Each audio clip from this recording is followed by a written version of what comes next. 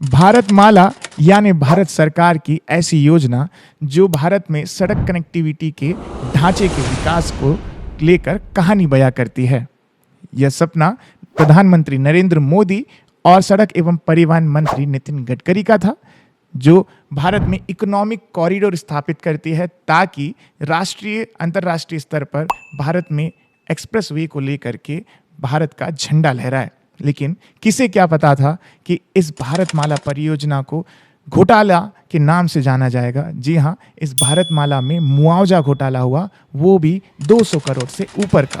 किसने किया, क्यों किया, कब किया, ये पूरी कहानी आज हम स्टोरी में बयां करेंगे। अगर आप सभी को स्टोरी देखनी है तो सबसे पहले पब्लिक स्वर यूट्यूब चैनल को लाइक एवं सब्सक्राइब करें और बने रहें मेरे साथ। तो आइए जानते हैं आखिर भारतमाला परियोजना क्या है।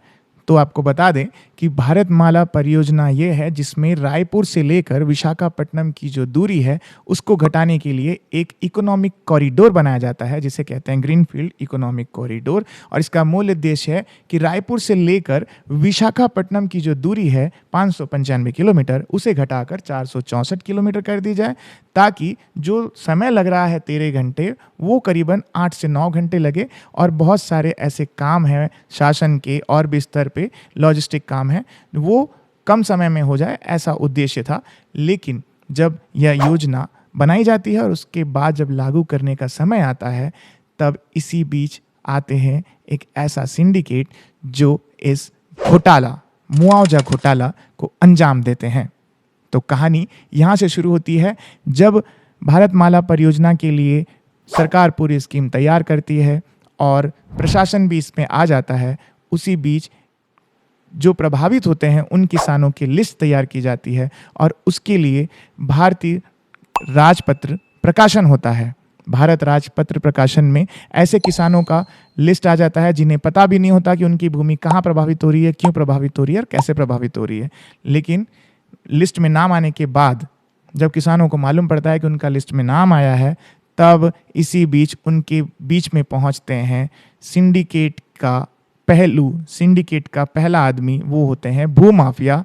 वो भी प्रशासन के ही अधिकारियों के साथ मिलकर उनके घर पर पहुंचते हैं और उन्हें बताया जाता है कि आपकी ज़मीन को सरकार खरीद रही है और आपको अगर मुआवजा चाहिए तो जो हम कहते हैं वैसा करिए।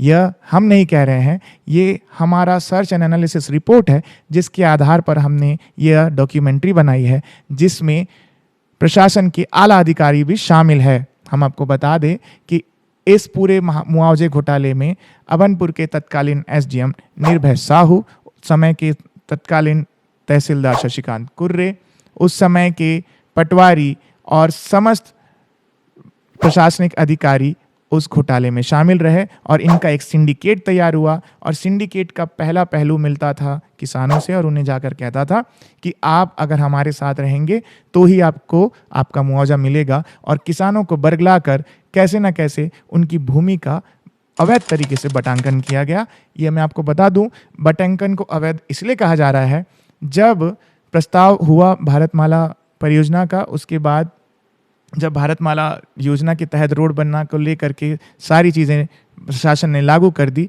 तो एक और नियम आता है जिसे कहते हैं यहाँ पे रजिस्ट्री की खरीदी बिक्री पर रोक। चूँकि खरीदी बिक्री पर रोक लगी, उसके बावजूद भी भूमाफियाओं ने भोले भाले किसानों के साथ मिल करके सभी जगहों पर जहाँ जहाँ ये रोड जा रही थी और किसान प्रभावित हो रहे थे, उन सभी जगहों पर जाकर उनसे कई बटांकन कराए, ज़मीन के कई टुकड़े कराए और 4 गुना, 8 गुना, 16 गुना तक मुआवजा लिया। यह घोटाले का पहला पहलू था। उसके बाद यहाँ पे ही यह घोटाला रुकता नहीं है। ऐसे ऐसे जगहों पर मुआवजे बांट दिए गए जो कि उस मुआवजे के प्रावधान में आते ही नहीं है। यानी कि अगर राम की ज़मीन प्रभावित हो रही है तो मुआवजा मिल रहा है शाम को। और इसमें शामिल थे अभनपुर तहसील के बड़े अधिकारी, जिसमें एसडीएम, तहसीलदार, पटवारी, आरआई सब कोई शामिल थे। जब रिपोर्ट्स आला अधिकारियों के पास गई तो आला अधिकारियों ने भी इस पर कोई संज्ञान नहीं लिया और मुआवजा दिन ब दिन बढ़ता गया और घोटाले का स्तर भी बढ़ता चला गया। इसी बीच पब्लिक स्वर ने ऐसे कई बार मुआवजे घोटाले को एक्सपोज करना चाहा और पहली खबर प्रकाशित की 2023 में, जिसमें मैंने बताया कि राम का मुआवजा श्याम को मिला। ये एक खबर थी उरला क्षेत्र से। उसके बाद एक दिन ब दिन एक के बाद एक एक्सपोजर पब्लिक स्वर ने करता गया। उसके बाद भी जब प्रशासन ने संज्ञान नहीं लिया, उसके बाद पब्लिक स्वर की टीम पहुंची कलेक्ट्रेट, जहां उसकी लिखित शिकायत भी शिकायतकर्ता द्वारा की गई। अब आप हैरान रह जाएंगे कि 3-4 साल से ये घोटाला लगातार किया जा रहा था, चाहे एसडीएम कोई भी रहा हो। उसके बाद भी कलेक्ट्रेट से कलेक्टर साहब डॉक्टर सर्वेश्वर भूरे, तत्कालीन कलेक्टर, ने कोई भी एक्शन नहीं लिया। और जब जांच हुई, जांच में डॉक्टर अपर कलेक्टर बीसी साहू को इसका जांच अधिकारी बनाया गया, जहां पे जांच के बाद उन्होंने प्रतिवेदित किया कि घोटाला हुआ है और तत्कालीन एसडीएम निर्भय साहू की अनियमितता पाई गई है। बावजूद इसके साजिश के तहत पूरे कलेक्ट्रेट में जो इस सिंडिकेट को बचाने का एक साजिश शुरू होती है। उसके बाद लगातार 2 सालों तक इस प्रक्रिया में ढील दी जाती है और बीसी साहू साहब, जो उस समय के तत्कालीन अपर कलेक्टर रहे, उनके प्रतिवेदन को साइड कर दिया जाता है। उसके बाद राजनीति भी तेज होती है। बताया जा रहा है कि बीजेपी कांग्रेस दोनों के आला नेता जो है इस घोटाले में शामिल है। इसके चलते कुछ भी ऐसा नहीं होगा जिससे छत्तीसगढ़ में राजनीतिक भूचाल आ जाए। उसके बाद जब फाइलें दर बदर खुलते गई, परत दर परत फाइलें खुली, तब पता चला कि निर्भय साहू को हर कोई अधिकारी, जिन्होंने भी जांच किया, जो भी जांच अधिकारी बनाए गए, उन्होंने उनको दोषी पाया। और उसके बाद वहाँ पे खुली डॉक्टर सर्वेश्वर भूरे कलेक्टर की पोल, चूंकि उन्होंने कोई एक्शन लिया ही नहीं उस वक्त तक।